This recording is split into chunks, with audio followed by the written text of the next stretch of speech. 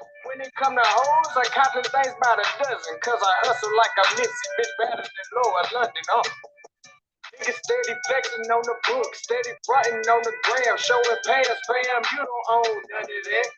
Niggas claiming they the man, but they city never jam. Goddamn, boy, you don't get no love for that. And I'm knowing that I'm dope, and I give my city hope. Won't smoke, nah, you don't want none of that. And I'm moving full speed, and my team, everything you need to be, guaranteed it ain't no coming back. Coming back. Smoke, nah, you don't want none of that. And I'm moving full speed, and my team, everything you need to lead, guaranteed it ain't no coming back.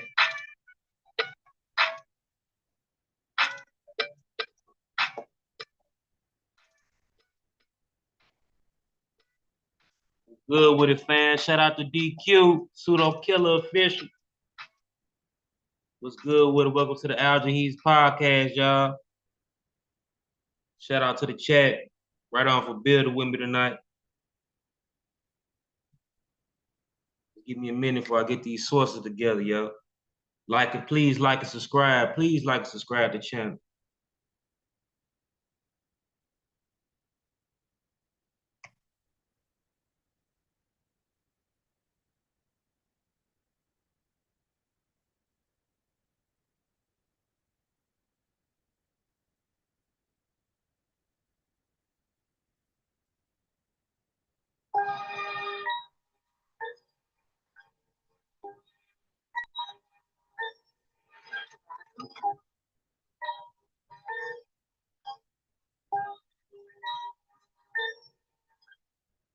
I'm trying to tell y'all, don't worry about what people say about you.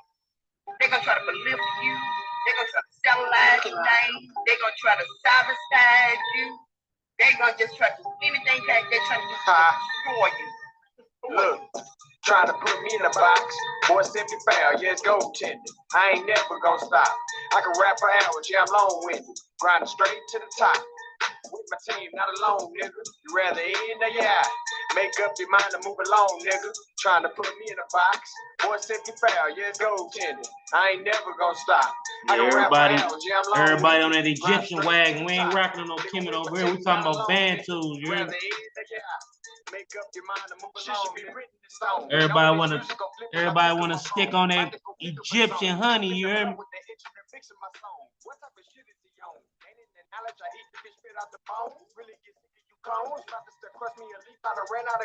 How many chicks do we bone? How many bloods do it take to get in the zone? And if you ask me questions, I be dropping them jewels and links to my song. Already flipped on my throne, knowing that bitch platinum, silver, and chrome. Touch it for all of my domes, so I'm gonna cop me a truck when I'm bringing it home. What these niggas talking? Boy, these niggas tripping, thinking I'm one dimensional, unconventional. I'm winning, they all just be chicken. Your boy just so original, staying focused on the digits. You know I'm gonna get it. The money become residual. Set the target, I'ma hit it. The boys exquisite, unique and Broke my visual. motherfucker finger, y'all. Fuck the bitch up with the missionary to some Kama Sutra shit that's legendary.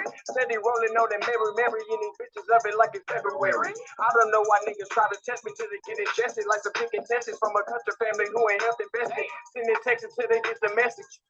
Trying to put me in a box. Boy, simply foul, yeah, it's goaltending. I ain't never gonna stop.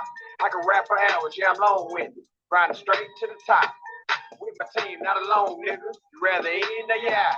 Make up your mind to move along, nigga. Trying to put me in a box. Boy, simply foul, yeah, it's goaltending. I ain't never gonna stop. I can rap for hours, yeah, I'm long-winded. Grind straight to the top. Nigga with my team, not alone, nigga. You rather in or you out. Make up your mind to move along, nigga.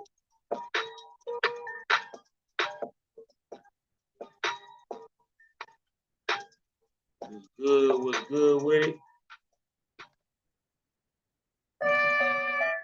Good.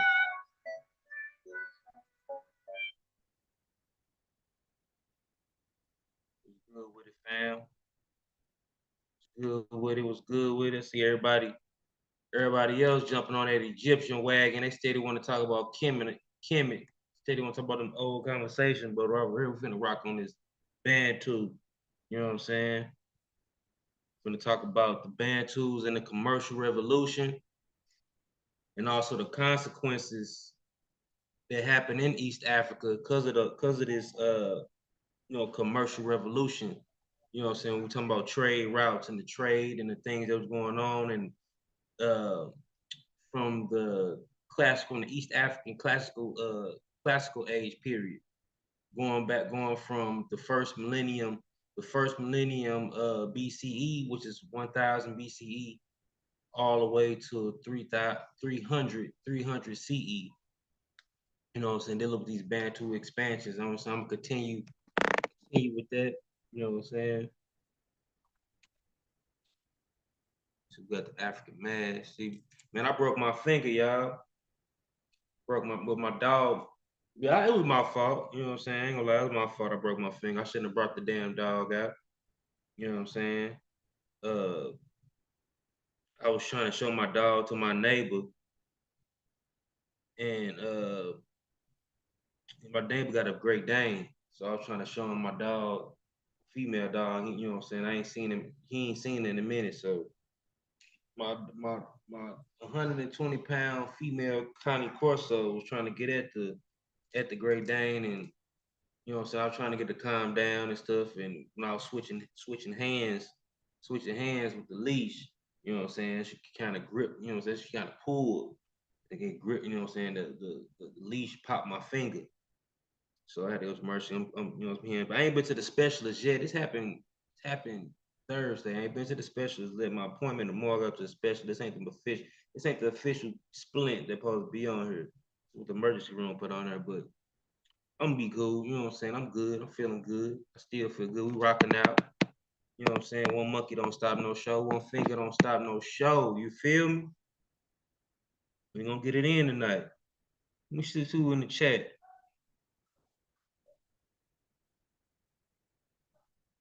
What's good with it? What's good with it? Yeah. Yeah. I love my daughter. She good though. She apologized. She came and sniffed my hand, licked my hand. Yeah, what's good with it? Six finger. What's good with it? That's a ride. We finna get it in though, man. So let me get into let's get to the sources. We rocking, we using the book African Civilizations by Christopher Eric. You know what I'm saying? It's a good book, good outline for, you know what I'm saying, these Bantu migrations I'm talking about. And soon after I, you know what I'm saying, go through these chapters in this book, I got a Bantu book, you know, it's an actual Bantu book. It goes to the different actual phases. I'm gonna put together a PowerPoint presentation and do kind of like a summary overview of these Bantu migrations that we've been talking about. You know what I'm saying? Showing the maps and, you know what I'm saying, the time periods and things of that nature. Hold on real quick.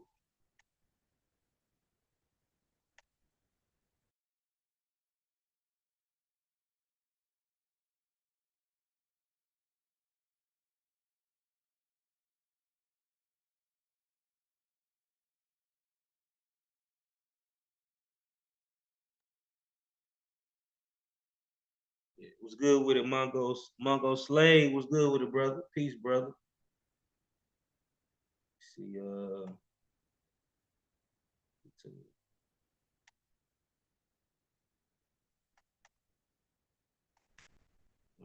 quick. Let's get to the thing. Gotta get to, here we go.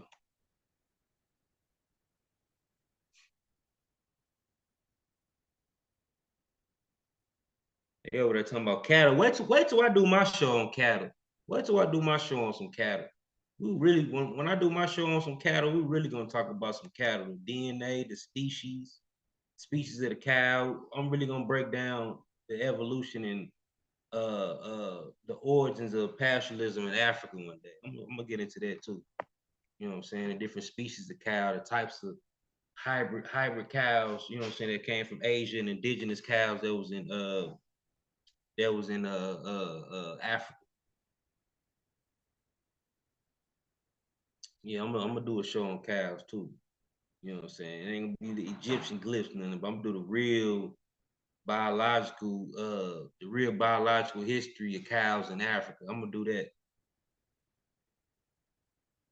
I'm gonna do that in the near future.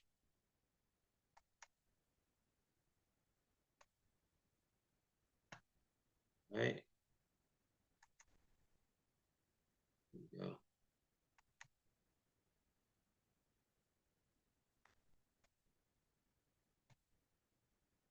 All right, y'all, here we go.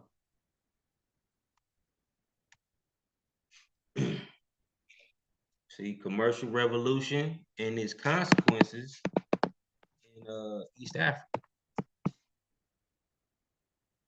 And we get into the later, in this little phase right here, we get into the later classical age of East African classical age. You know what I'm saying? This is getting into like in more into the CE and the AD periods.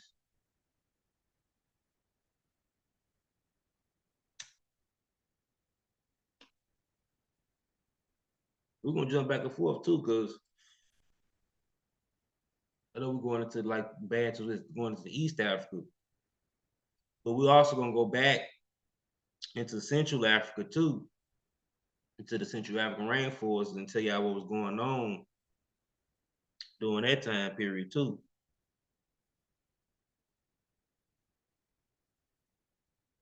What's good with it? What's good with it, Sonic?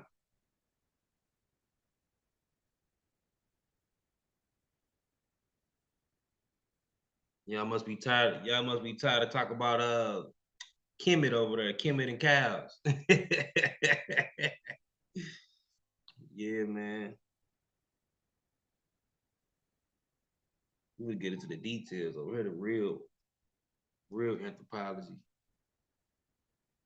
real migrations, the ground, the people, the history, the culture.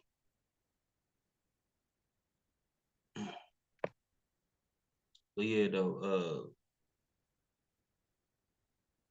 right here it say, okay, right here it say, okay, the commercial revolution and its consequences in Eastern Africa. The later classical age of Eastern Africa history coincided with the first period of the encounter between East Africans and the first commercial revolution. Long distance overseas commerce reached the Indian Ocean, coast of Africa, during the late first millennium BCE. The eastern shoreline of Africa is actually that's the Indian Ocean. People didn't know that. You know what I'm saying? That's the Indian Ocean in East Africa. It said the long distance overseas commerce reached the Indian Ocean coast of Africa during the late first millennium BCE.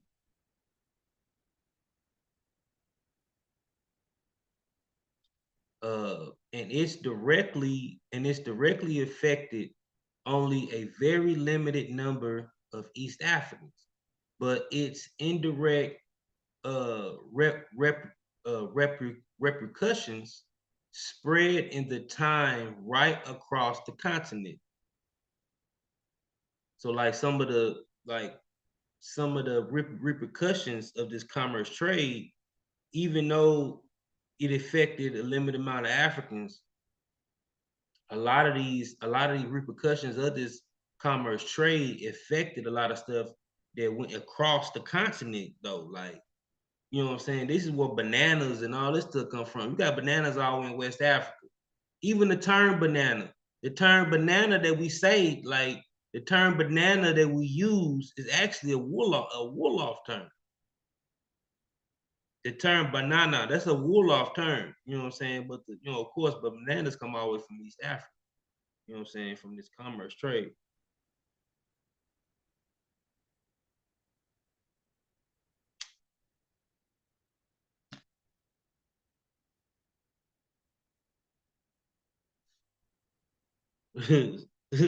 Aside of still, he said that's the Somali Ocean. He ain't lying.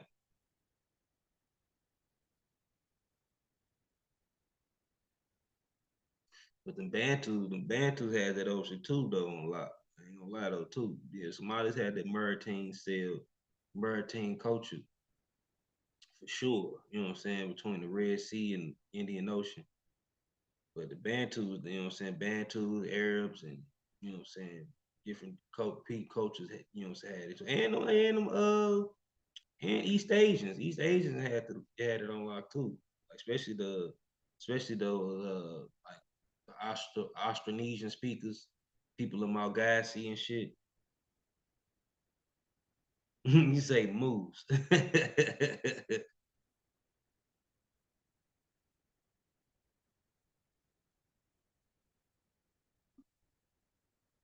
Okay. And they say and they say one notable emporium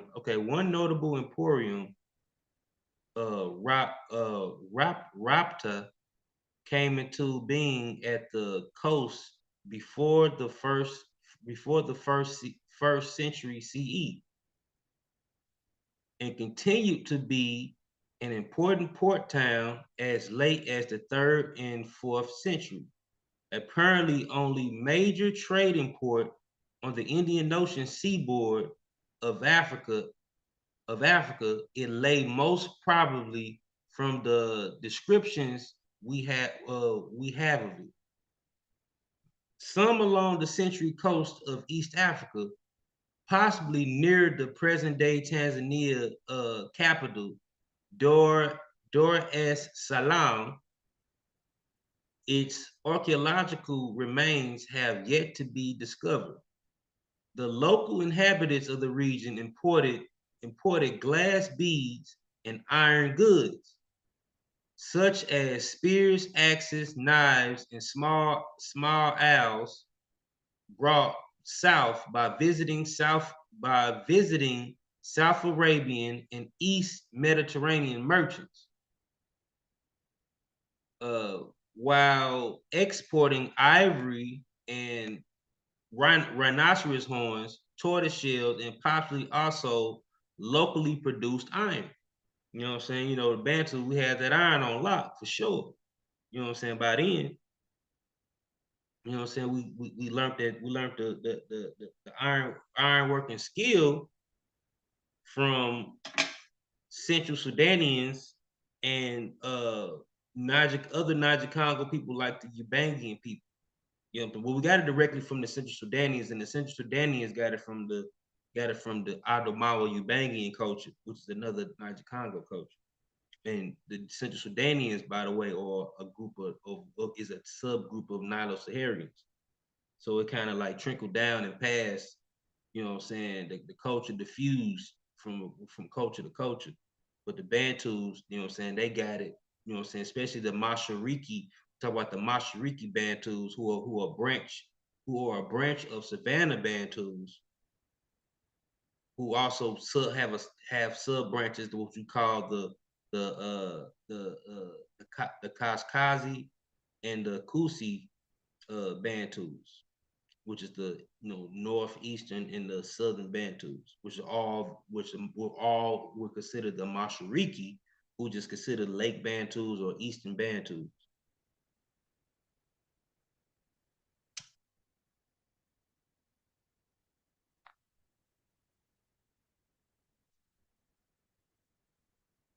Okay, they say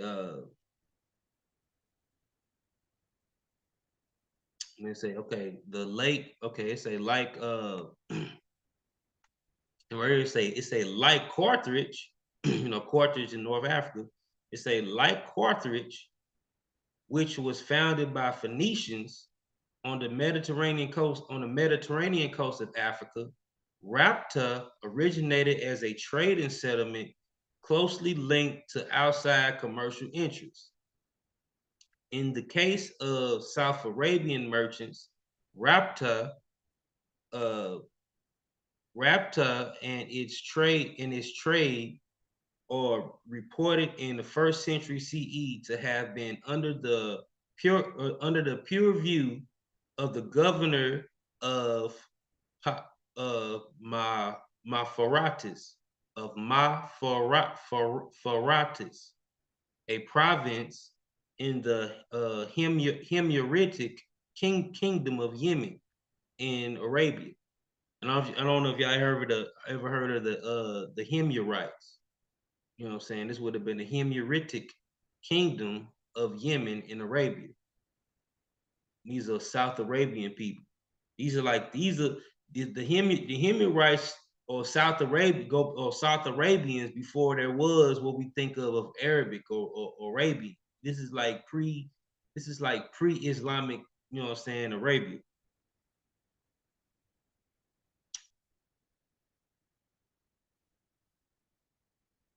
And the Himyaritic people would have been like a South Arabian people. A lot of them would have been, you know what I'm saying, along with like Sabians, you know what I'm saying? They would have been related to the Sabians. You know, so a lot of these people would have intermingled with a lot of people in the Horn too. So like you're saying that, you know what I'm saying? It's kind of what they're saying that. But we ain't really talking about the Horn. We just talking about, you know what I'm saying, south of the Horn, like, you know, Southeast Africa. But these people would have definitely, you know what I'm saying, intermingled with people in the Horn, you know what I'm saying, even before this situation would have been going on.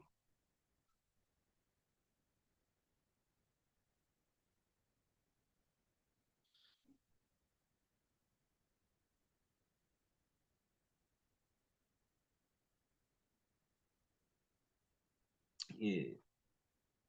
No, this ain't Kush, man. I ain't smoking on no Kush. Yeah, this some what's this gelato? This is gelato right here. I ain't smoking no Kush in so long, but this is gelato.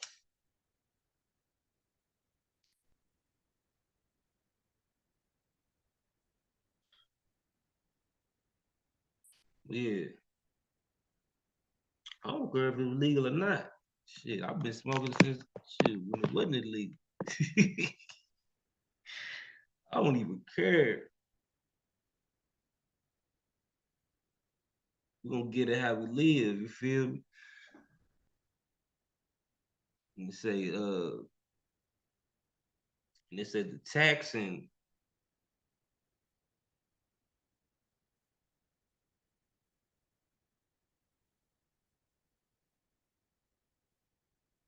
Oh yeah, and they say,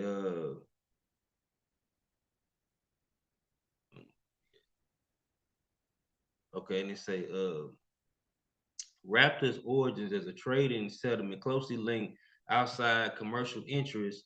In case of South Arabian merchants, its trade is Raptor is its trade or reported in the first century CE to have been under the pure view of governor of Mapharatis,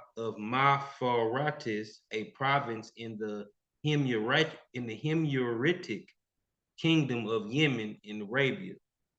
The taxing and the regulating of the trade along the coast of uh, Rapta were formed out to merchants from South Arabia port city of Mocha. Many of these many of these merchants had married women from Rapta area and spoke the local language as well as their own South Arabian tongue. The majority of the local people, at least during the Rapta uh, Halcyon days from the first centuries, appear to have spoken a language of upland subgroup of the Kazkazi branch of Mashariki. Let me see what's that Halcyon, what that even mean. Let me see Halcyon.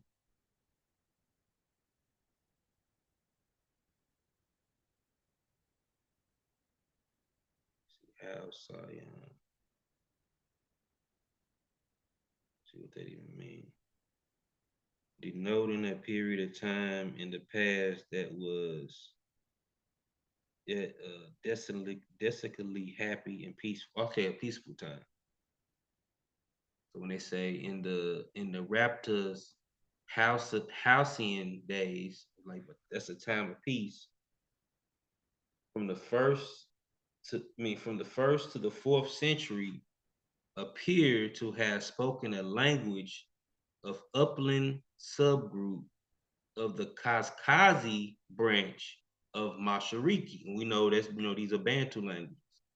So they would have spoke a Bantu language, mixed with Arabic too, or South Arabian.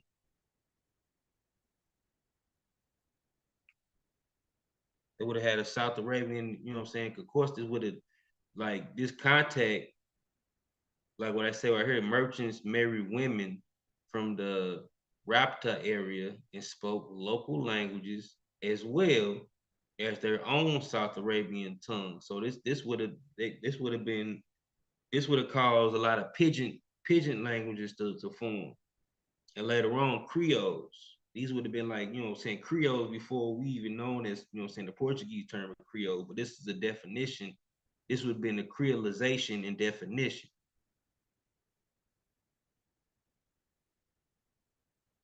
Let me see the map. Let's say map 14. Map 14.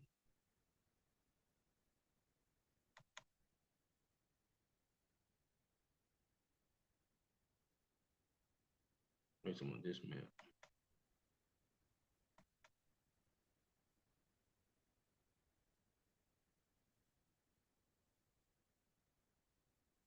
Is they showing Mocha right there. I see Mocha is South Arabia. It's like it's like near Saba.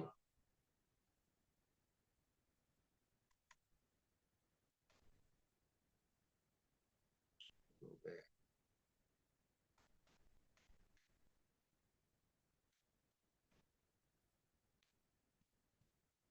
See y'all.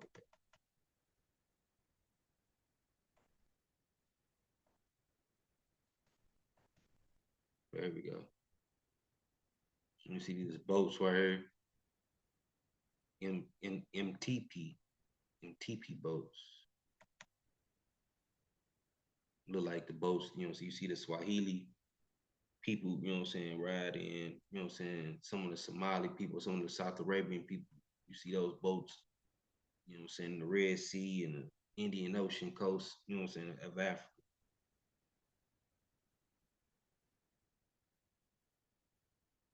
Shit, I don't know when I'm visiting. I gotta get some shit. I gotta save my bread up. Trying to get to the bag right now, man. Let me see.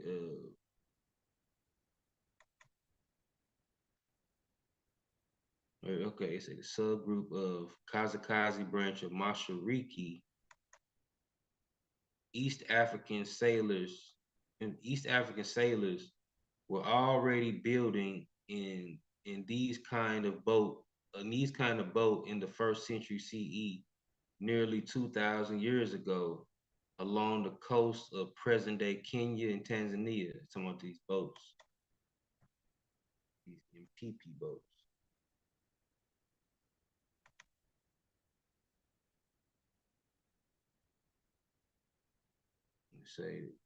They say the sailors were already building this kind of boat in the first century CE, nearly 2,000 years ago, along the coast of present-day Tanzania, Kenya. So these boats would have been a combination of cultures, influence from the South Arabians and the Bantus. And they say the first century merchants guidebook. I remember this book reading my Ethiopian history, but it said the first century merchants guidebook, the Periplus Morris Eritrea tells us that the local, this book was written by, I think the book was written by a Greek, and tells us that the locals made sewing boats, quote unquote sewing boats, an apparent early reference to the cord sewing plank boat, the MT in the MTP. East African coastal boat builders continued to construct this kind of seagoing craft as late as 19th century, as the 19th century. The Merchant's Guide also reports the use of dugout canoes at Ramta.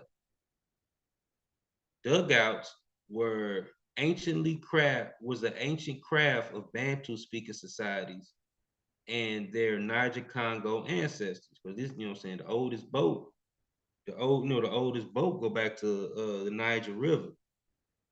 What I'm saying, with Niger Congo people, the old style, brought it all with East Africa.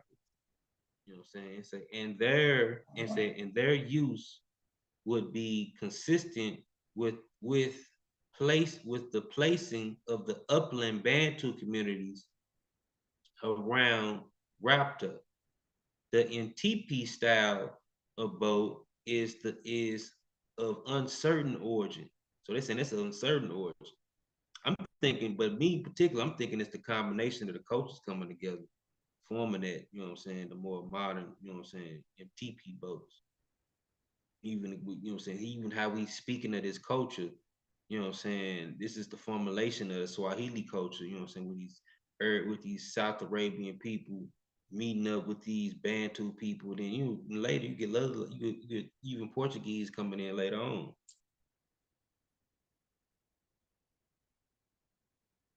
Good with it, Sister Juju was good with it. And they say, okay, and it may have been a local invention. See, I'm thinking it's a local invention, probably about, multiple cultures. It might have been a local invention, but more widespread Indian Ocean ideas of boat technology may have contributed to the design. See, that's what I see. That's what I predicted. Like, like the Bantus would already had the dugout type boats there anyway. And then the MTP boats would have probably been a localized invention, but a localized invention from these multi cultures coming across this coastline. Mixing with the indigenous and the other people coming in. The backflow of people. People from South Arabia, probably people from India, and even people from Asia. You got some East Asian, people like the Malagasy people, even in Madagascar. They came in with boat technologies and things like that. Even the Somali would have been there too. They were maritime people, sailing from the Red Sea all the way to, Southeast Africa as well. You got a lot of, Somalians, enclaves or minorities even in Kenya and in Tanzania.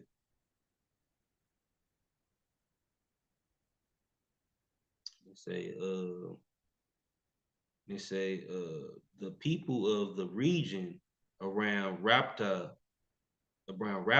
are said to have behaved, quote unquote, each in his own place, just like chiefs. They belong in other words to the kind of small local independent communities that would have been typical of early Kaskazi and Kuzi societies, like we talked about earlier. You know what I'm saying? These Eastern Bantus.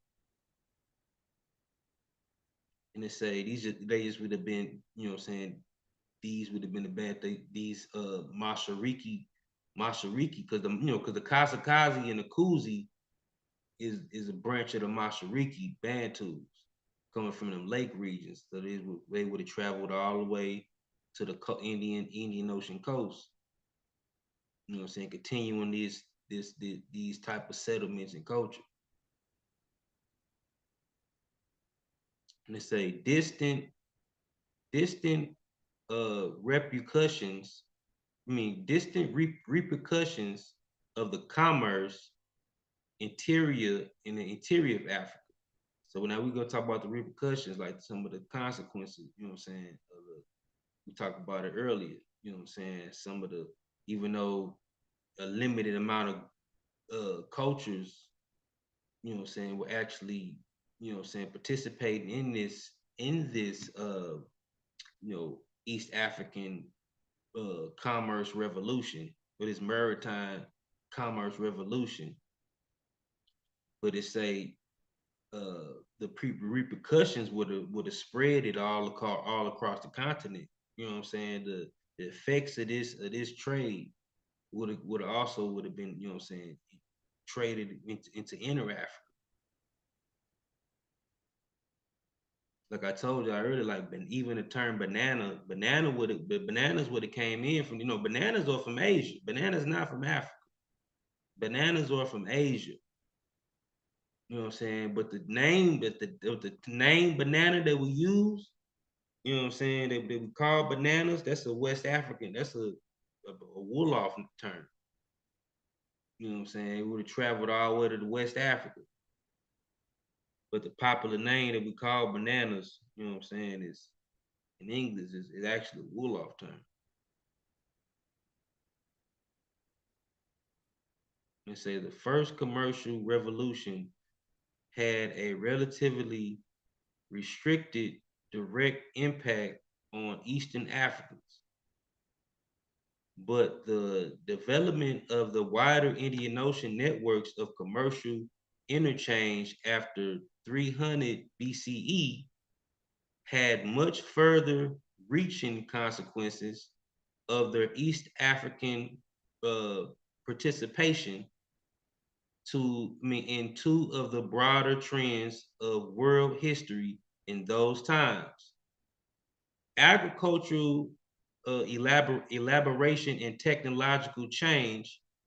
These consequences eventually extended to a far larger portion of Eastern and Southern African populations, although much wider effects along on the whole to later times after the 4th century CE. The sea trade itself, by offering iron goods at the coast, provided access to alternative products of metalworking technology different from those fashioned by local smiths. So they would have, so you know, the Bantus would have had their version of metallurgy, but you know, so you would have had a type of metallurgy coming in from Arabia, or probably even coming in from, you know, East Asia and you know India over the centuries. You say okay, and say alternative products of metallurgy technologies different from those fashioned by local smiths. The archaeology of Limba, an upland Bantu village located in the same region as Rapta, reveals an active and productive iron industry. Arrival of the commercial revolution, in other words, helped to link the technological inventiveness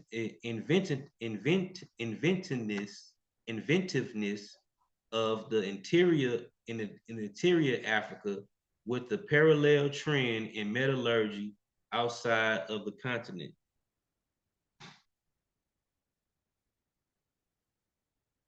And they say, in addition, with the founding of Rapta in the last few centuries BCE, the new kind of town, as above all a commercial center, came also to Eastern Africa.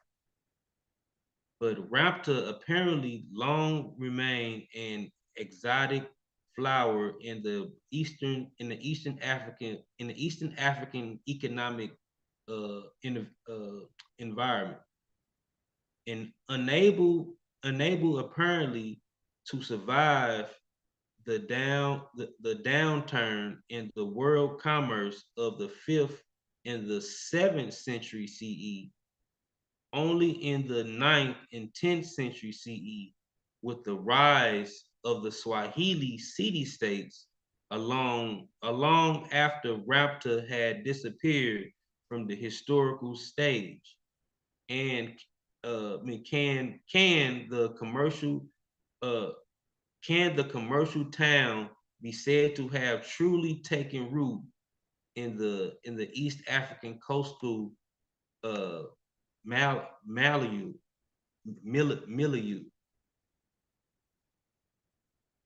The commercial revolution had one other set of ramifications for Eastern Africans of the early first millennium, set in motion by different kind of long distance colonizing movement. The colonists in this instance of Indonesian origin did not apparently come like the South Arabians. See, at first for a long time, these Bantus, like I was saying, that's why I was adding in the Indians, but this all happened over a series of time. But for a long time, these Bantus was dealing with, South Arabians for a long time. You know what I'm saying? These South Arabians also had, Greek influence and all type of things like that too. You know what I'm saying? So these merchants, these merchant people, even probably Somalians, they're gonna get like Christopher Eric gonna get into that too. He's gonna get into the Somalian maritime trade in this same book. But in this time period, they talking about the Indonesians, the Indonesian people coming in, which I'm talking about like the East Asian people or some of the people that populated Madagascar, the Malagasy people. I heard it say the colonists in this instance of Indonesian origin did not apparently come like the South Arabians for the purpose of setting up a commercial colony, but just why and how they did come in the continent remains unclear. So you say the South Arabians, the purpose they set it up commercial colonies, but it's unclear, the purpose why they even came. But this is all, but also, the Indonesian migration is part of a bigger, wider migration of the Austronesian population migrating out of Taiwan. Even this population would have been like a Eastern. If you look up, no, it would have been this would have been Western. This would have been a Western fringe of the bigger, Austronesian migration or expansion. Even the Polynesian expansion is a part of, is a sub expansion of the Austronesian expansion.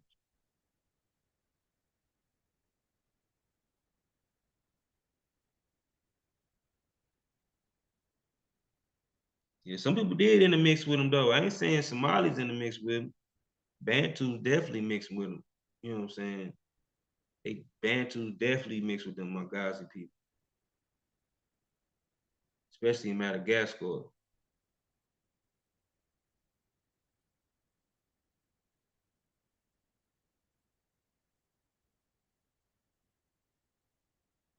There's probably a few shoes in certain areas. Sure, if a Somali was up in that Swahili area, he would have been mixed with some of them people because he was over there.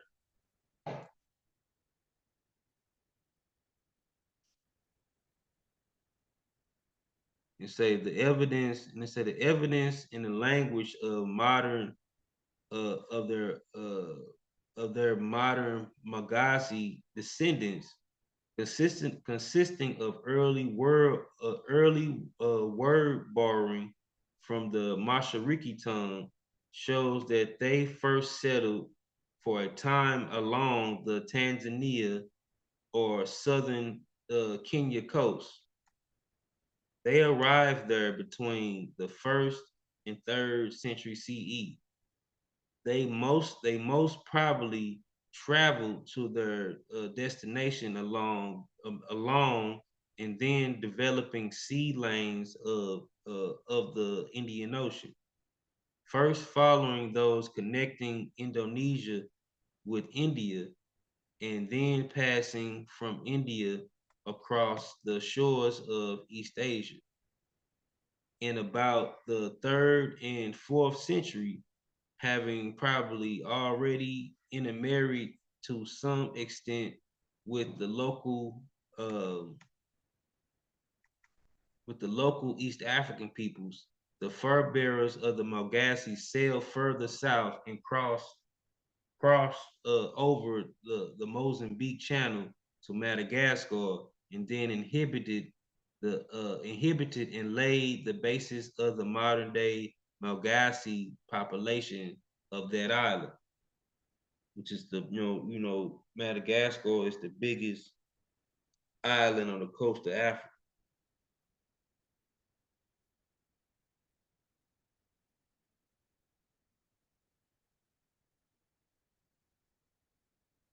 Oh no, I ain't talking about regular Somalis. Yeah, yeah. But like the maritime Somalis, if they ever got if the ones they like got that went over into Tanzania and Kenya, them niggas was fucking around. Shit. They was, bro. They was fucking around down there. You know what I'm saying? I ain't talking about like the clans that was just on in that stage. I'm talking about like the maritime people that was just on the seas and shit. Settling in the little towns and shit in Kenya and motherfucking Tanzania and shit. You see it going on now. Shit, them motherfuckers like it's a dude in Bior group. He a Somali, but he from Tanzania. And he don't act nothing like bro. He different. He different, bro. He got some little Bantu ways. You know what I'm saying? You know what I'm saying? Yeah, the Muslims that went down there, they settle a little different, you know what I'm saying?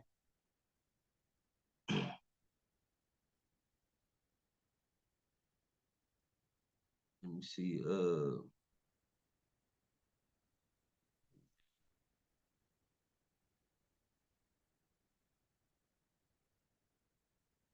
Okay.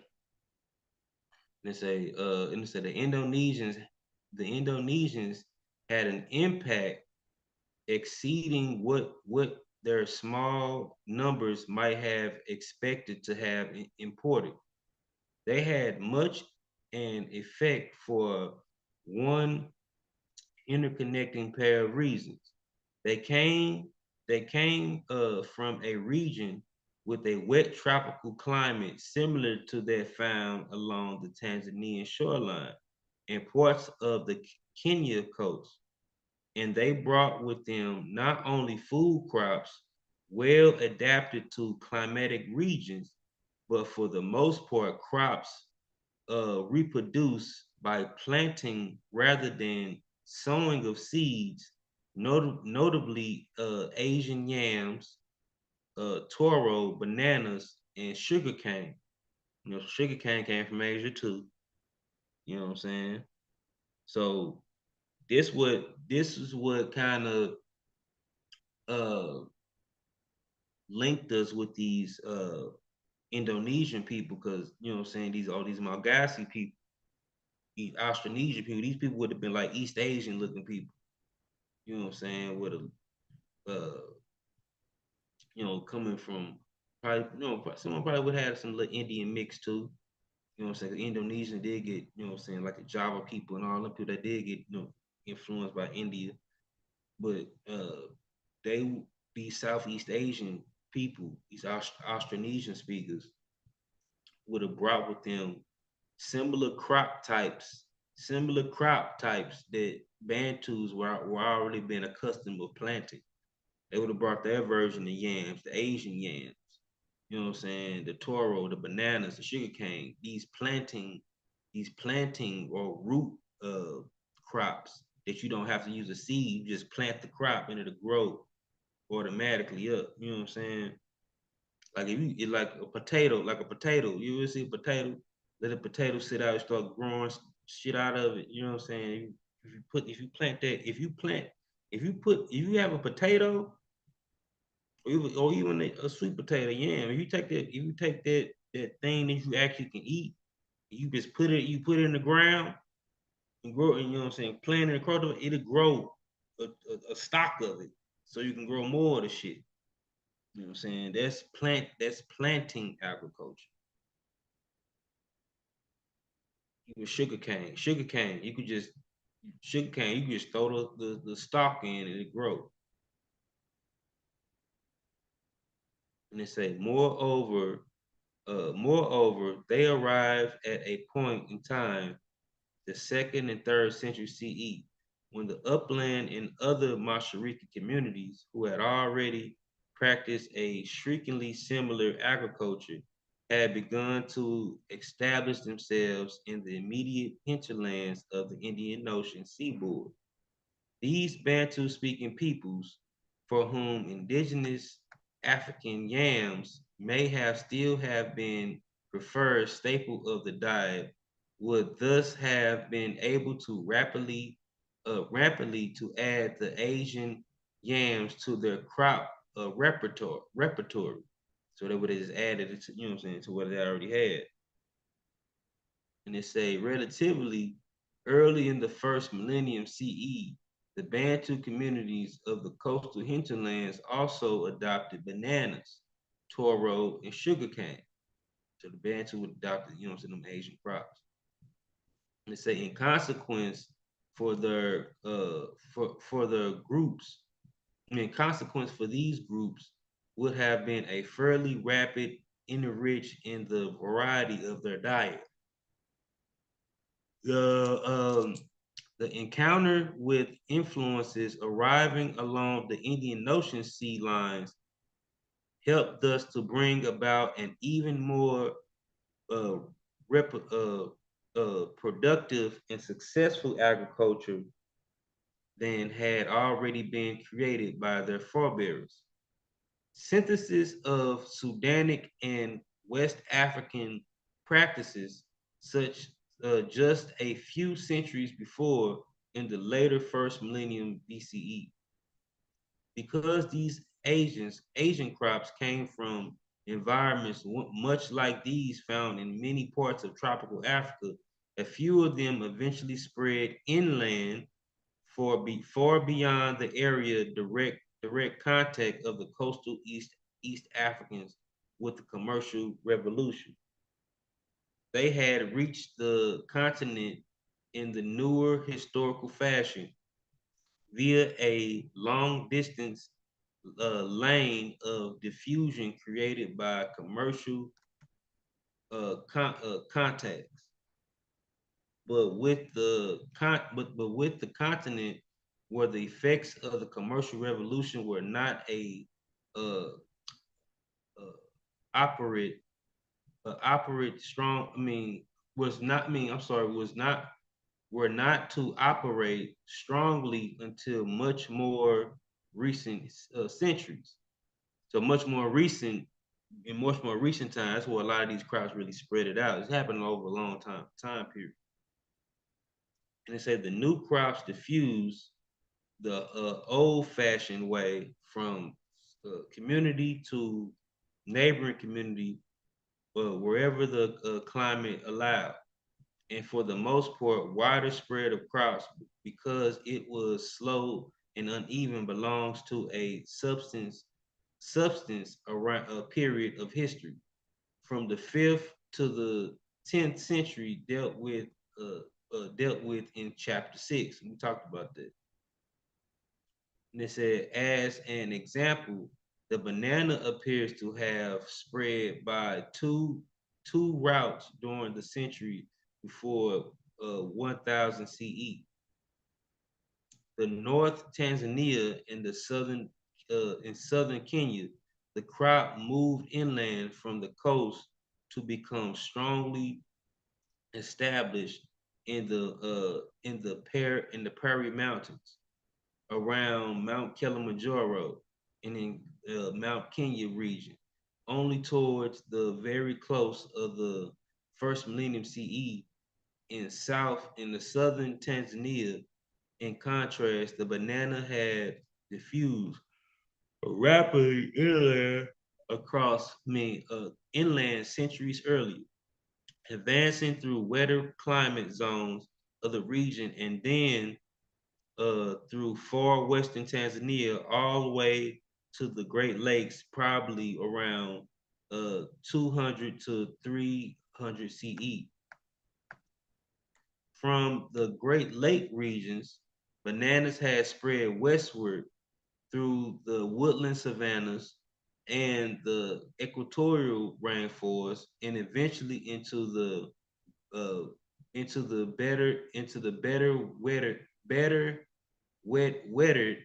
wetter parts of West Africa by or before 1000 CE. So it's like the banana took a backwards Bantu migration. It went through all the areas that the Bantus migrated through anyway.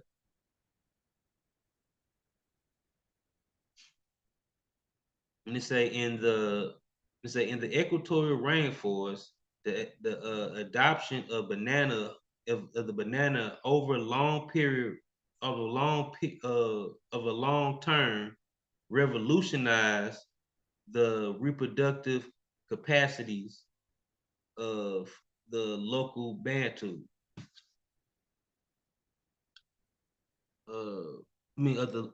Capacity of the local Bantus agriculture in the era before 300 CE, and also allowed a new direction of social and political history to merge in later centuries. The taking up of banana cultivation has similar impact in several areas of several areas of East Africa, such as around Kilimanjaro in the Uganda, in the Buganda and the Bukaba along Lake Nyanza, which is Lake Victoria, and thus is a thing we will have occasions of considered in later chapters. Another notable rich enrichment of Eastern and Southern African diet probably owes to the Indonesian influence of the first three of the first three 4th century CE, and that is introduced and spread of the chicken, a domesticate of Southeast Asian origin. The chicken spread first into east side of into the the chicken spread first into eastern side of East Africa. From there, it diffused southward, following the expansion of the Mashariki Bantu groups into southern Eastern Africa and eastward into the same time into the Great Lakes regions, and from there west across equatorial Africa, whether the chickens reach West Africa from the equatorial regions or via uh, separate lines of diffusion south and west from northern eastern Africa remains as yet uncertain.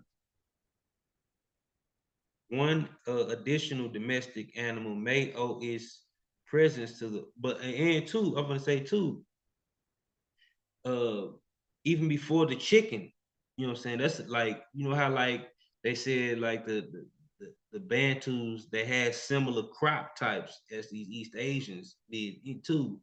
But even before the chicken came into play, even before the chicken was introduced, the Bantus, like even when I told you early, when I was just talking about the Niger Congo people as a whole, we domesticated the guinea fowl. And we carried that guinea fowl with us all the way to East Africa too. And I've been mentioning kind of guinea fowls all throughout, you know what I'm saying, all throughout this little migration too, and even through the Bantu migration. So they already probably been familiar with guinea fowls even before being introduced to the chicken, you know what I'm saying, which has been like even a more domesticated, you know what I'm saying, animal. But the guinea fowl even though they became domesticated, they was a little bit more they were more tame, you know what I'm saying? They were a little bit more wilder and more gamey. Hold on, I'm gonna get some water real quick, y'all. Hold on, real quick.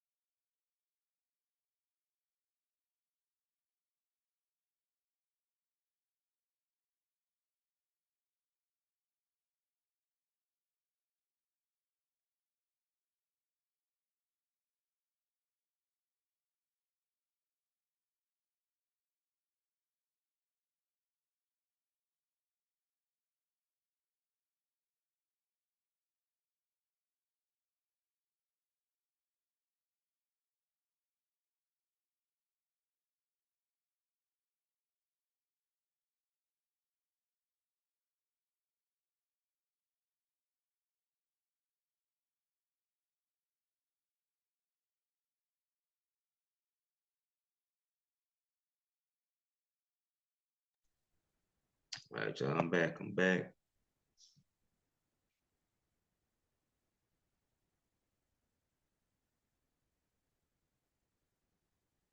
they say okay, and they say after the chicken, let me say,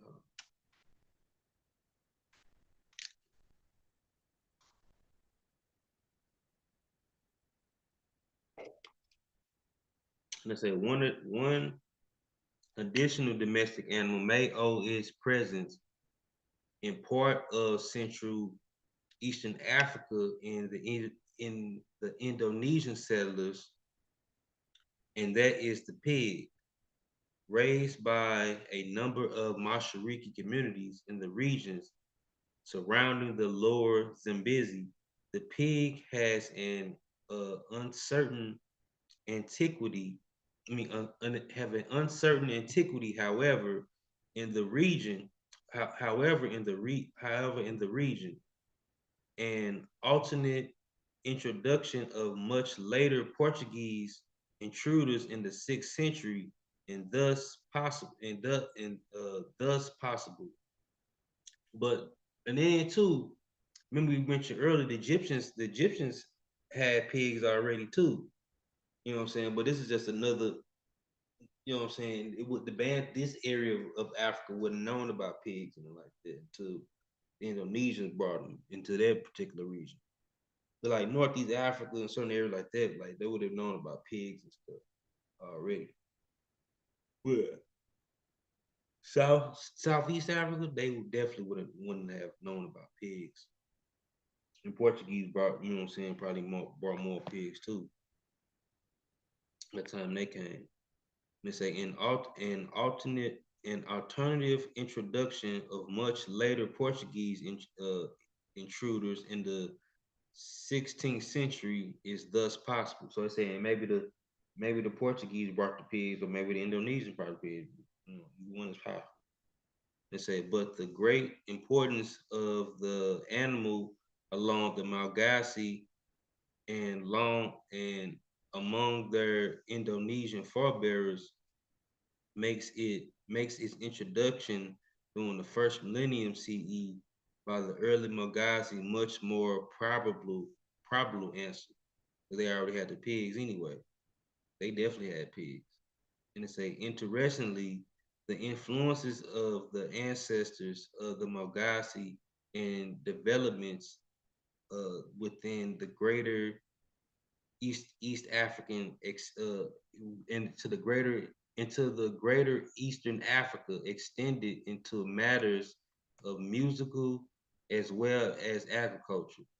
At least one instrument, the xylophone, today widely found in tropical Africa, had had had its unclear historical incidence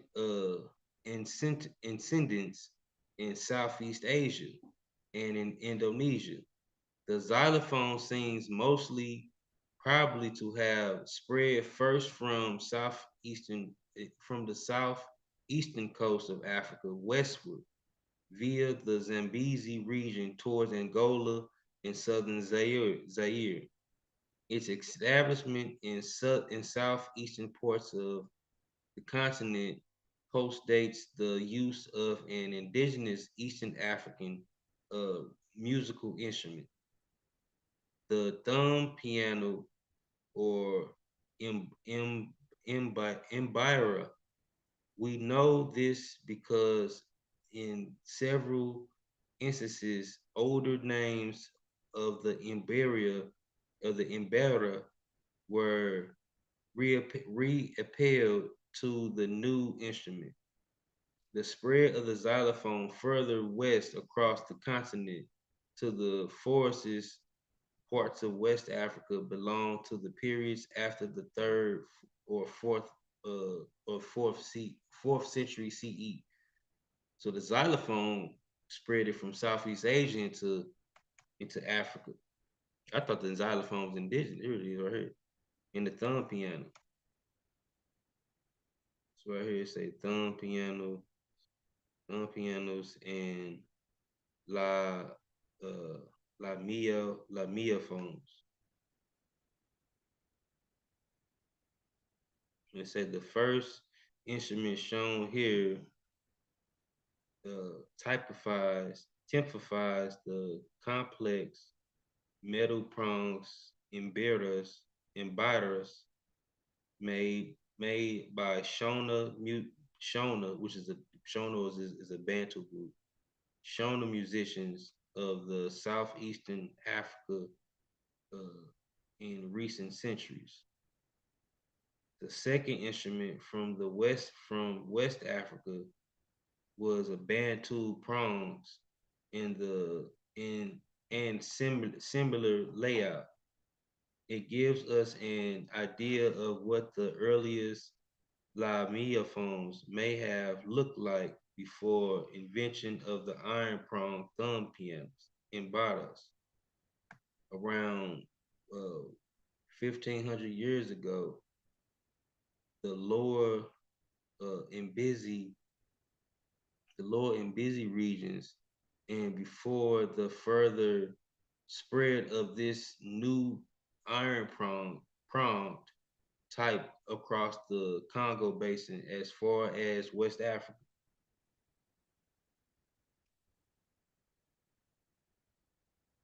So this instrument would have spread it all the way from East Africa all the way to West Africa. Thumb playing pianos and these Lamia phones. And it says the Mbara, as we know, it probably originated in southeastern Africa in early first millennium CE. The instrument in its simplest form consists of keys in the form of prongs attached to resonance.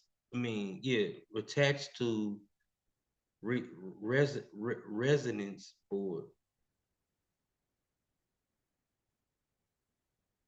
Resonance board. Various Beni Quay people. Beni Quay is where the Bantu come from anyway. And Bantu, Yoruba, Igbo, you know what I'm saying? This is a particular branch of Niger Congo, which even like a Bantu was a subgroup of a subgroup of this group.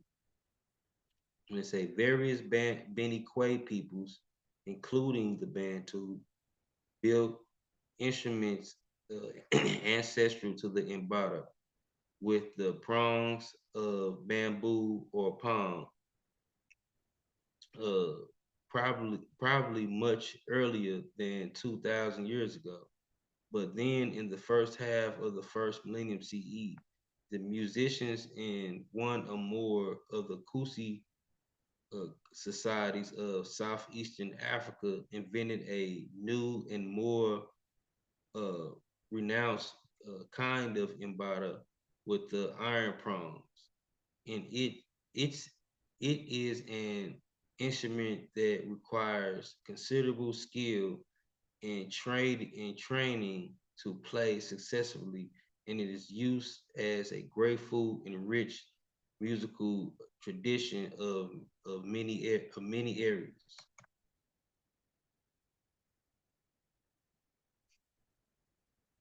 And that's it for that presentation. This we're gonna talk about next week: the Western Equatorial Africa and social economic uh, repercussions of the agricultural expansion. We'll talk about that next week. Put my the link in the chat.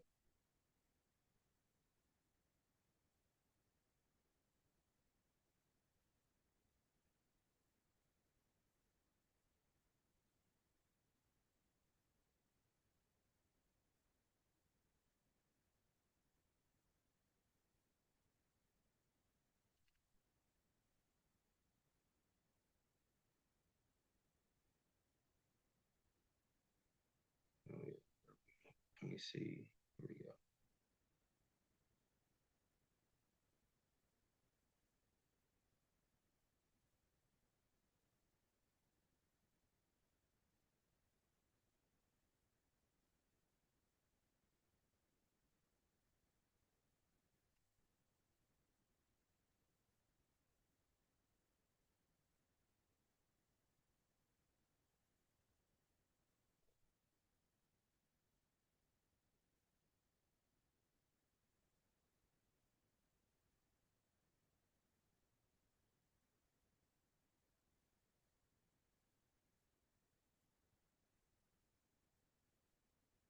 I'll make too damn trip.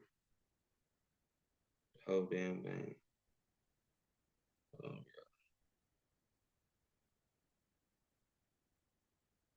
I'm gonna put the link in the chat. Bear with me. I had put the whole long thing in there.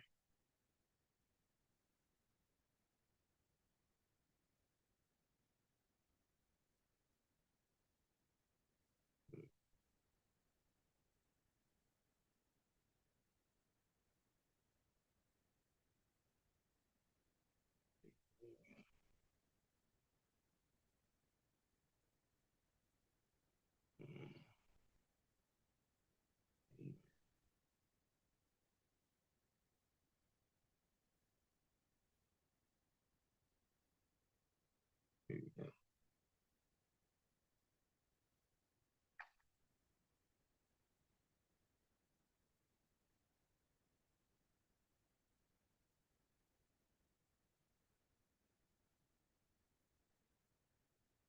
There we go.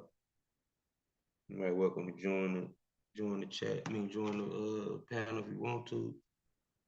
If not, close out. But if you want to, build for a minute. But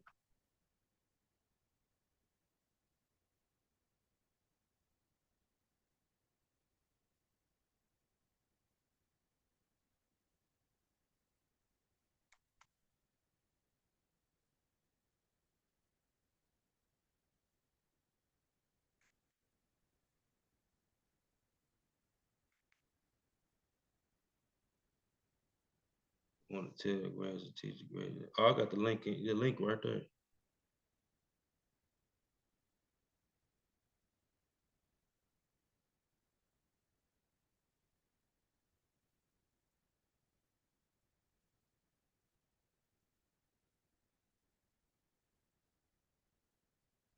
She probably is getting some new DLC for Destiny. I don't know.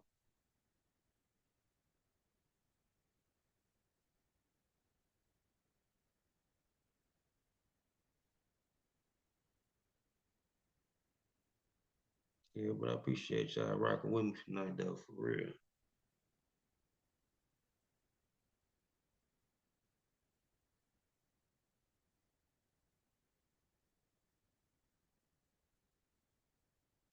What's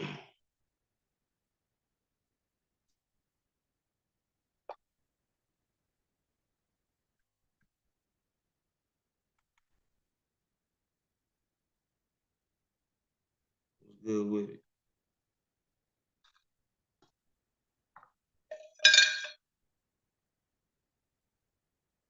What's up with it, bro?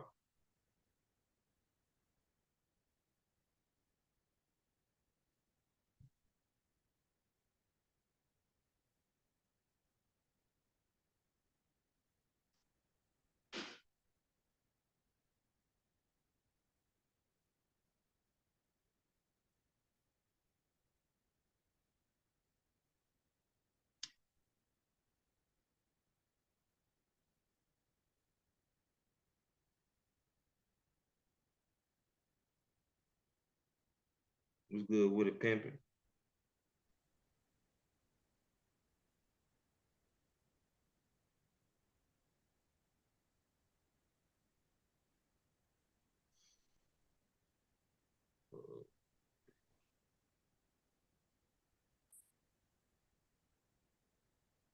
Can you hear me, bro? Yeah, I hear you now. Yeah, I hear you now. Okay. Um, Smoking on that Cuban cigar. Cuban cigar. Oh yeah. All right. Let me say this first, okay? Don't laugh too hard, okay? Master teacher, great magi, King God. Oh no. I ain't no magi. I'll be a Mandinka warrior. Shit. I'm only saying I'm saying this. I'm copying some guy on the internet. Madinka warrior, great God, master teacher. Um, bro, you're awesome. You consistently teach, and I love the information you share every single weekend. I appreciate the fact that you take time to share this information while having family and working. You are freaking awesome. Thank you. Yeah, right on, man. I got a broken finger. Oh, get out of here. Which finger did you break? And did you go see a doctor yet? I've been to the ER. I gotta see the doctor Monday, actual specialist. My damn dog, Man, my dog broke my finger because she pulled a leash. She was trying to get to another dog. I damn, brought her out to show it to my neighbor. damn. Yeah, But America, man, I don't know what to expect for your health system, so I'm sorry about that. yeah, Your health, that shit crazy. yeah, y'all crazy. When I broke my finger, I just went to the doctor and they put needles in it, put a cast in it right away, and started working on it because our system is a bit different than yours. So I'm Yeah, sorry that you're dealing with that. yeah, yeah, man. I gotta with insurance and all this shit. I got insurance though, but you know what I'm saying. I gotta wait to the appointment and all this shit. Well, I'm sorry. That's a lot. Great Madinka warrior. I'm sorry you're dealing with that. Yeah, I'm good. I'm cool though, man. I'm good. But I'm gonna say this, you do a great job teaching consistently. It just sucks the fact that people like you who are objective, who do the real research, are actually busy in real life. And people who don't have much time are out there spewing some BS and some misinformation for the most part. Yeah, they getting all the money, man. I need to figure out how to get money on this thing, man. That's why I wanted to hit you up yesterday. Well, my bad. To figure out how to monetize this thing. I want to make some money off this. For But real. monetizing YouTube first, I think you need to get, I don't know how many followers you have, but you need to get about 1,000 followers, I believe. Yeah. And I know you share your PayPal, but also you need to start, not PayPal. You share your what the hell is it called? 'Cause I'm not American. What, Cash Patreon? App. You have Patreon and Cash App and stuff like that. But the thing is, that's not global. Yeah, PayPal is yeah, PayPal is global. You need yeah. to have your PayPal. And if you don't know how to do that, I can look it up because I remember. Um, Let me be savage for a minute because Yeah. I'm going to be honest with you. As a Canadian, Somalian, I'm pretty freaking kind. I'm as nice as a fucking human being can be. I helped out Reggie get his PayPal right. And Mm. once I said that Kemet wasn't black, he turned on me to the point that he banned me For from being real? able to he banned me from the House of Conscience stream. Damn. Yeah, he something wrong with that dude. Like, bro, I try to be objective and the I'm not trying to complain or anything, but there's times that I try to be objective, but also share the full picture, and people don't appreciate that, and they still are disrespectful. Yeah. I told Sheffrin to come hit the channel tonight, and I had his chat and his what do you call it? His when he hit the link and chat with people, Yeah. and he sat back and let like Pan African James and Chris MVP Harris attack me and shit like that. And the way I looked at it is this, You said who bro. did? You said Uh, Chef? yeah, and I'm like, bro, I got love for you. I'm trying to unite with you, and Yeah, that's why I don't that like. I don't like that channel over there. I jump on there, but I could, what I'm saying, I hold my own weight over, but I don't like how they do things. They let all of these pseudos and all these crazy people in and stuff, man. Stuff ain't peaceful. but the thing is, your voice is needed, bro. I don't know how to say this to you. Um, I'm an outsider. You are an African American who is very knowledgeable and stuff to the point that you have global people who respect you. And you might not like certain people who chat in channels, but you speaking in them, you allow people like me to find you. Yeah. Oh yeah, yeah, yeah. Me going in on them. Yeah. We get to that's when we get to find you and hear from you and be a little bit more find our allies and be objective. Oh yeah, yeah. You right about that. The people be seeking and only it's like only thing they got out there is the garbage anyway. Yeah, so you're a breath of fresh air. The thing is, I, I'm not gonna get too much into it, but my community, my people, you've seen the picture. I think I shared it with you, and then Ngozi mentioned it to you before, where you have the EV32 and the EV12 of whatever North Africa and East Africa, Yeah, the yeah, offshoot. yeah, What I try to say is this: my people might not say they're black because it's a social construct in North yeah. That's America. a construct. Yeah, like shoot, nobody that had like if you ain't had contact with that type of colonialism, you ain't gonna call yourself black. You know what I'm saying? If you had no contact with no English motherfuckers, people Y- that got that type of concept on people. You're right, but the thing is, when I grew up in North America and I understood what the West, not West, let's say the Black Americans gone through, I Mm-hmm. identified as Black in order to unite myself with my brothers. Yeah, So yeah, yeah, therefore, yeah. Because over here it's different. You know what I'm saying? yeah. Yeah, So so therefore, instead of understanding the nuances, I get attacked when I'm trying to say I identify as Black because of what I learned growing up in the West. yeah, yeah. Your experience. You know what I'm saying? Yeah, So you but blacker than you blacker than Drake. bro, I am blacker than Drake. The guy's half white. But however, Gala, I'm gonna push back on you on this. So challenge me right now, okay? Yeah, Um, however, I'm not black because I am not West and Central Africans who have been identified as black yeah, in North America recently. I'm not Ethiop, Sudanese, and I'm not Nilotic at the same time. So therefore, when I say I'm black, I'm trying to unite with you as my brother. yeah, yeah. Am I wrong on that? Yeah, no, you good. That's from a world view. But You know what I'm saying? there's divide in the community at the end of the day, and all I'm trying to say is you are awesome with your information, and I think more people need to hear from you. But the thing is, you're busy with your work, you're busy with your family, and why do the pseudos got more time than the people who are knowledgeable, bro? I don't know, maybe because they wasting a lot of time. I don't know, man. That's why I came up with the whole master teacher God Magi BS, knowing that the thing is, I'm East African, you're African American, you and I are neither Magi. Oh yeah. Like hell no. But I Yeah, came in with that came in with that, bro.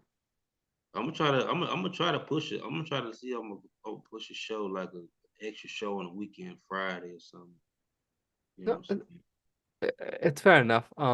Yeah, I would love to chat with you outside of this stream stuff. The thing is, um even though I'm not a YouTuber who streams and stuff like that, I do come from a gaming point of view, and um my Discord is a little dead, but you've seen that I do have a following. I do come from a streaming point of view. yeah, yeah, I come from, I used to go into that gaming stuff, and if I stuck with it a long time ago, I'd probably be bigger right now. I've been in the social media streaming stuff since it started. yeah, YouTube, not really, but Twitch since before it was birthed. yeah. And if you look at my Discord, you will see that I'm not active. It's dead, but it's I have a community. Mm-hmm. But the thing is, Gala, you are freaking awesome. More people need to hear from you. I gotta push you to stream more often, even though you're busy with life and work and stuff like that. I really want to connect with you outside of this medium, if that makes sense. Oh yeah. Yeah, I gotta figure out how to do this PayPal thing, man. For real. I I got you on that one. Give me a day or so, because the thing is, between late nights and then waking up and taking care of family first, I will send you a message on how to set that up. And from there on, if you want to get on a call to set it up, I'm willing to do that for you. Mm-hmm. But on tonight's topic, um, the Bantu expansion extended to West and Central, like it came from West Africa all the way to Central Africa, all the way to East Africa. And when they came to East Africa, they did some amazing stuff. However, because of the damage they did to Central Africa and certain groups, because it's a conquer lifestyle, take over regions and displace other people, Mm-hmm. East Africans did go to war with them. So then a conflict did happen. Oh yeah. They did the Bantus that expanded, the Central Africans that expanded, they did amazing stuff like you shared tonight. I appreciate that. Mm-hmm. However, they did butt heads with the what do you call the Cushitic population that are in East Africa. Oh yeah, yeah, they did most definitely. Most definitely. But imagine this, if they united like the Europeans did, we would be at a different space today. Mm-hmm. Mm-hmm. Yeah, for And sure. when you stream, you are uniting you and I's ancestors. When they couldn't do something as basic as this, you and I are able to unite better than our ancestors. Oh yeah. Yeah, we got the knowledge now, shit. Yeah. So we just gotta extend it. Burkina Mm-hmm. Faso comes to mind right now. Um, I forgot the name of the leader there. Abraham Toso or something like that. Yeah, Yeah, I respect him more than the Somali president. yeah. You talking about the guy with the red hat? Yeah, who has the face mask? Yeah, yeah, yeah. Yeah, Burkina Faso, Yeah. Niger. Mm-hmm. I respect those guys more than I respect East African leaders or Nigerian leaders, because they are fighting off modern day colonization. Mm-hmm. What the And what's the East African leaders on? They more so for Arabic agenda. What they? Well, I know Ethiopia. I don't know what I don't know what Eritrea be on, man. Eritrea, they say Eritrea is like the North Korea of East Africa right now. uh, they're the North Korea of East Africa, yes. However,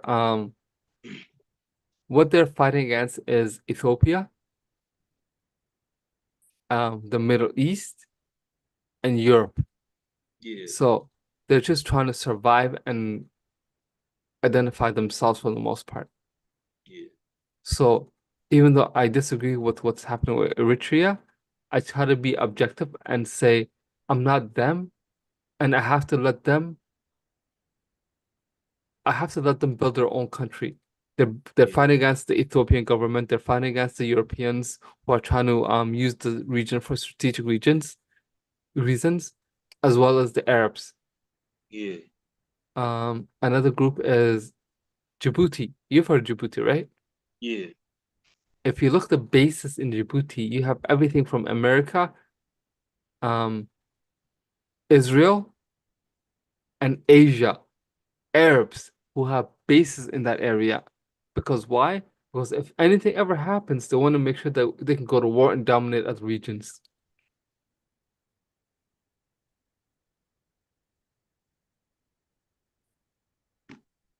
Mm-hmm. Uh, I try to be objective because the thing is my biases should never influence my neighbors. Yeah. I should look to unite. I've been influenced heavily by the African American community in being, you know what I mean? The Black Fist up. Yeah. And the sooner that others realize we can all unite, the better it will be. But we are too focused on division. Black Yeah. Egypt, I'm making this one up. White Nigeria. Uh, and it is. They say the Igbos is Jews. But the thing I can't get mad at them because the thing is, I'm from East Africa where we claim everything from Yehuda to the Jewish community to Christianity to Islam. And we don't just claim the religion. I don't have a problem with the religion. When we claim the people that brought that religion to the region as Mm, being one of them, yeah.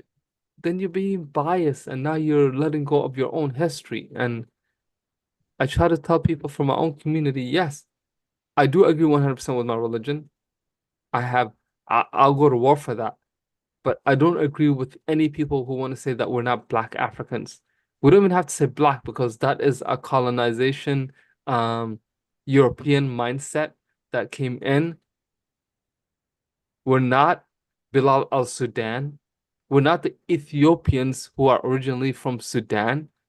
And we're not Western Central Africans who later on became the Negroes who were from Spain and stuff like that.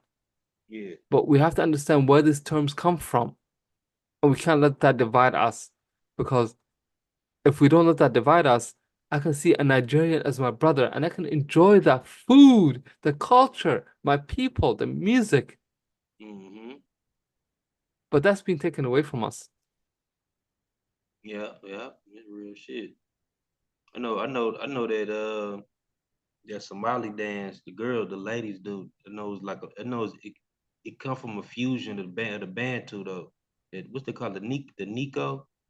Yeah, Nanika. Let, yo, Dash Rap, are you still here? How are you supposed to be from East Africa, but Kemet ain't black? I would ban you too. Okay, let me answer this. I want to be as honest as I can. As an East African, we don't identify as being black. We identify as being our own cultural community. When everyone around you is the same skin, why would you identify yourself Yeah, as a black. color? Yeah, don't ascribe nothing. I don't consider myself black. I don't ascribe. I'm Niger Congo culture. Yeah, I'm a Gala, West Sudani Creole. Gala. But the thing is, Or West how do Sahelian. West Sahelian, I mean. Gala? The thing is, you're unique because you are informed and you are an intellectual. With all due respect, Yeah. I'm speaking about the average person. Oh yeah, When yeah, yeah, yeah. Now I was talking. Now I was talking to what he was saying in the chat. uh, the thing is, East Africans, even Chevron wanted to attack us. Don't identify it as black. Um, you saw the picture I sent you. No, I sent you that I got from Ngozi of the EV-12, the EV-32, right? Yeah, yeah. The thing is, you can't come in and have this conversation of saying that Egypt was not black. However, East Africans are black, but you don't see the relationship, the color similarities when it comes to certain regions of the area. Mm-hmm. And phenotypically, genetically, and skin tone, there are some places that are the same. But you are coming in here because you have a European mind of division. And I want to be respectful, but I don't push back. But on this one, I'm gonna say I'm gonna have to push back. And when I say that Egyptians are not black, what I'm trying to say is this. If you look at Palestine, the Levant area, they've been intermixing with that area for a long time. But when Mm-hmm. you go down to the Sudan area, they become a little bit darker skin. However, we can't even get into this because no human being on the planet is black. No, And no. if we want to say black, we can say this. Outsiders have come in and put that name or that title on people from that region. Bilal al-Sudan, the Arabs came in and named that to Sudan region. Mm-hmm. Negroes, black, Europeans came in and named that Western Central Africans and the people who got taken from that region black. Yeah. So therefore, how are you going to come into East Africans and first of all call them black when they don't identify that? And when somebody from that region comes to the West, sees what you've been labeled as, and say, if you're going to be labeled as black, then the hell with this. I'm black too because that's my brothers. But you want to fight me for saying that? Like, Mm-hmm. the whole thing does not make sense. This is division. Africans is African. African Americans are Africans who also are Americans who built the freaking America. Like, Mm-hmm. what else do I gotta say to you? There's so much detail in this that you can't be biased. If you want to call Egyptians black, please call the Palestinians black. And if you do that, now you just sound pseudo because that's where the Jewish people, the black Hebrews come in and start claiming um claim that area. Like, I don't know what to say. Gala, am I wrong on what I'm saying tonight? Oh yeah, yeah, you right. Yeah, correct. Uh, um, the thing is, sometimes Gala and Gozi, they share the details, they share the material culture, they share so much information, and you guys still fight them. Then I come in, I'm like, I read the stuff they share with me. Um, I can't repeat that stuff because even when they share that information with you that is objective, you push back against them. So what am I supposed to do? All I can do is speak to you from a personal experience point of view, being from the continent, Oh and yeah. share a different point of view. That's it. Because I'm not gonna be able to top what Gullah shares. I'm not gonna be able to top what Ngozi shares. The only thing I could do is add on to it by sharing the experience from the continent. That's it. Bro, look what he just said right now. The earliest Semites were black. The same in her book, Gullah had. The earliest Semites were, bro, they were No, not black. they don't say black. No, they don't say black. They say they was African. They don't say they was black. No, They say they Africa was doesn't mean African. black, Gullah. Break it down. Yeah, they say they was African. Like nobody's black. You know what I'm saying? Just people are people. Gullah, they don't understand that part. When you say nobody's black, the thing is you can say that to people who are being objective. Yeah, people just brown. But the thing is, how do I say this? Mexicans are brown. Yeah, Um, they going off the census box. Spain is brown. Yeah, for real. India is brown. Like, Yeah. like, what are we saying at this point, Dash Rap? Dashrab, with all due respect, I try to ask you where you're from and you didn't answer. We have to understand the populations are similar to their neighbors, but they're different overall, linguistically, culturally, genetically, and sometimes skin tone. But the thing is, you can have a West African, an East African, and what do you call it? An Indian be the same skin tone, but they're gonna be genetically, phenotypically, culturally different. Different, yeah. Yeah. Yo, Master Teacher Gullah, am I effing up tonight? No, you good. You good. But I'm gonna end it. I'm gonna end it real quick, man, because Uh, I gotta get up in the morning. you work tomorrow, bro? No, I don't work tomorrow. I just gotta do some things tomorrow. Oh, no, I totally understand. It's 2:22 for me, and at 6:30, I'm waking up with my son who's gonna be saying, "Yo, pick me up, take me downstairs. Let's go outside. Let's do this. Let's do that." And Yeah, yeah. I know that. That's why I got the kids too. So I definitely got to y- get up in the morning, y- make breakfast and stuff like fair, that. fair enough. Let me ask, how many kids do you have, bro? No, you don't have to answer this. I'm just trying to be straight up. I want to get to know my homie.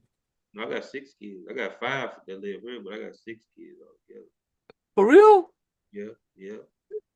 I mean, no disrespect when I say this, but mashallah. I hope you know what that means. Oh yeah, yeah. Yeah, Mashallah. mashallah, bro. I only have one, but bro, you made my night. Thank you.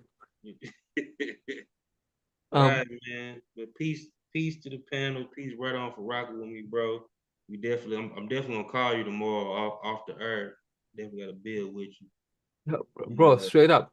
Message me first so that I can time it with you because I do chores for my wife so that I don't, so I can show her that me being up this late that I'm willing to pay back during the day, and at the yeah, same time that I also spend time with my son. Message me and I'll time it with you.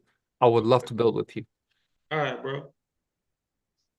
All right, y'all. But peace to the panel right on for rocking with me, right on for rocking with the show, y'all.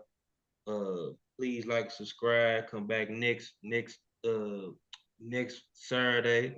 We're gonna get in on the equatorial regions of the more equatorial region expansion. We're gonna talk a little bit about the Ubangian culture and that Niger Congo expansion a little further that was going on during the same time period as the Bantu expansion. But peace out, y'all. Right off of rocking with me. Peace out, bro. Yo, peace out, Dash Rap. Have a great night, my brother. Peace. Peace, bro.